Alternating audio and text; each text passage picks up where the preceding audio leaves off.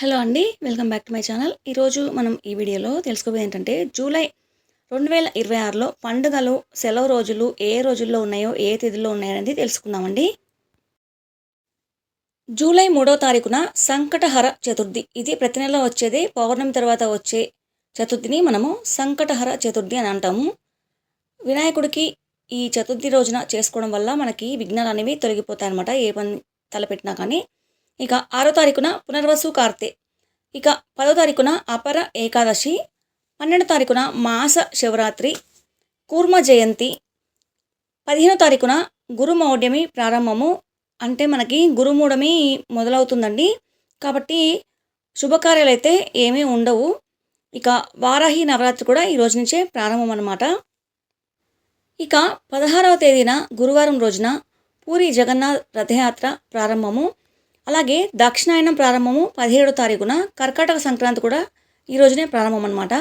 దక్షిణాయన ప్రారంభం రోజున మన పూర్వీకులకి ఎవరికైనా తిలతర్పణ అనేది వదులుకుంటారు. లేకపోతే ఎవరైనా బ్రాహ్మణులకి మీరు కావాలంటే స్వయంపాక దానం అనేది ఇచ్చి దక్షిణ తాంబూలాలతోటి వారిని సంతృప్తి పరిస్తే పూర్వీకులు శాంతి పొందుతారని అంటుంటారు. కాబట్టి ఉత్తరాయణ పుణ్యకాలంలో, దక్షిణాయన పుణ్యకాలంలో మీ వాళ్ళు ఎవరైనా చనిపోయిన వారు ఉంటే మీ ఇంట్లో తండ్రి కానీ, తల్లి కానీ, తండ్రి ఉంటే చేయకూడదండి. ఇంకా ఎవరైనా చనిపోయిన వారు ఉంటే వాటి పేరు మీద మీరు ఇలా స్వయంపాక దానం అనేది బ్రాహ్మణులకి వస్త్రదానం కూడా చేయవచ్చు. దక్షిణ తాంబూలం మాత్రం ఖచ్చితంగా ఇవ్వాలండి. వాళ్ళని సంతృప్తిపరచడానికి డబ్బులు పెట్టాలి. అలాగే తాంబూలం కూడా ఇవ్వాలి. అలాగైతేనే వారు సంతృప్తి చెందుతారు. బ్రాహ్మణుని సంతృప్తి చెందిస్తే మీ పూర్వీకులు కూడా శాంతి పొందుతారు. కాబట్టి మీకున్న దోషాలు అనేవి తొలగిపోతాయి. పితృదోషాలు అనేవి, పితృశాపాలు అంటారు కదా, అలాంటివి తొలగిపోతాయి అన్నమాట. వాళ్ళకి వండుకోవడానికి కావాల్సిన సామాగ్రి మొత్తం మీరు స్వయంపాక దానంలో పెట్టాలి. నేను ఒక షార్ట్ వీడియో అప్లోడ్ చేశాను. కావాలంటే లింక్ డిస్క్రిప్షన్లో ఇస్తాను. ఏమేమి దానం చేయాలనేవి అందులో ఉన్నాయి. అవి మీరు దానం చేయండి. ఇక 19వ తారీఖున గోల్కొండ బోనాలు. అంటే హైదరాబాద్లో గోల్కొండలో, అలాగే ఇంకా సికింద్రాబాద్లో బోనాలు చేస్తారు. అలాగే బల్కంపేటలో కూడా బోనాలు చేస్తారు. అలాగే పెద్దమ్మగుడిలో కూడా బోనాలు అనేవి చేస్తారు. ఇవి విడిగా చేస్తుండొచ్చు. కాబట్టి గోల్కొండ బోనాలు 19వ తారీఖున ఇచ్చారు. ఇంకా 20వ తారీఖున పుష్యమి కార్తె ప్రారంభం అండి. తెలంగాణలో అతిపెద్ద పండగ బోనాల పండగ అని చెప్పుకోవచ్చండి. ఎవరి పద్ధతి ప్రకారం వారు అమ్మవారికి, అంటే గ్రామ దేవతలకి బోనాలు అనేవి సమర్పించుకుంటారు. ఇవి కాకపోతే మామూలుగా మనము అమ్మవారికి చీర పెట్టుకొని చద్ది అన్నం అంటారు కదండి. అంటే మనం పొద్దున పుట్టగానే మామూలుగా మనము వండి అన్నము, ఆ అన్నం చల్లారిన తర్వాత దాంట్లో కొంచెం పెరుగన్నము, అలాగే కొంచెం పరమాన్నము, ఈ రెండు కలిపి మనము విడివిడిగా 3 ముద్దలు పెట్టి అమ్మవారికి నైవేద్యం సమర్పిస్తే, గుళ్ళో కూడా నైవేద్యం పెడితే, అలాగే వేపాకులు అమ్మవారికి అక్కడ సమర్పించి కొబ్బరికాయతో కూడా మనము నీరు అనేవి అక్కడ అమ్మవారి ముందు పోస్తే, కొబ్బరికాయ కొట్టి అమ్మవారు సంతోషిస్తుందని అంటారు. పిల్లలకు కూడా అమ్మవారు అనేది సోకదు అని అంటారు. కాబట్టి గ్రామ దేవతలకి మనము ఈ బోనాలు అనేవి సమర్పించుకుంటే చాలా మంచిది. ఎవరి ఆచారం ప్రకారం వాళ్ళు చేసుకోవచ్చు. నేనైతే మామూలుగా పెరుగన్నము, పరమాన్నం గురించి చెప్పాను. మీరు వీలైతే మీ ఆచారం ప్రకారం మీరు చేసుకోండి.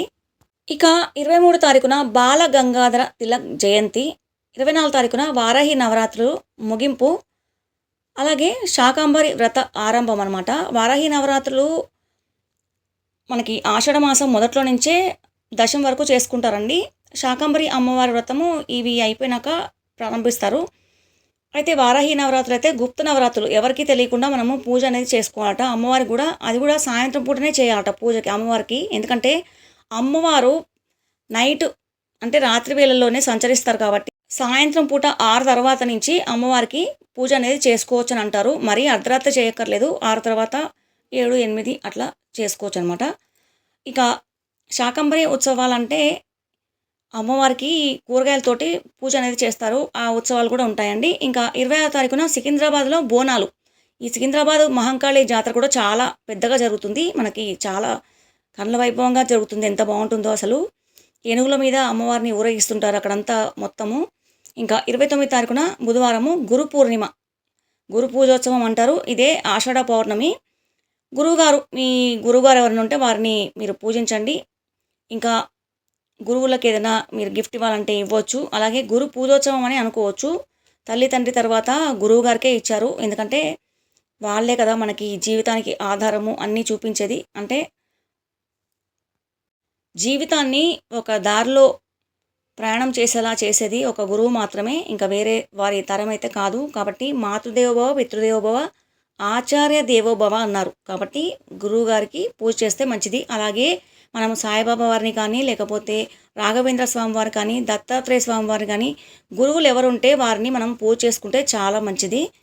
ఇదండి మరి జూలై నెలలో మనకి పండుగలు, సెలవు దినాలు ఏమేమి ఉన్నాయో తెలుసుకున్నాం కదా. మరి ఈ వీడియో మీకు నచ్చినట్లయితే లైక్ చేయండి, షేర్ చేయండి, సబ్స్క్రైబ్ చేయడం మర్చిపోకండి.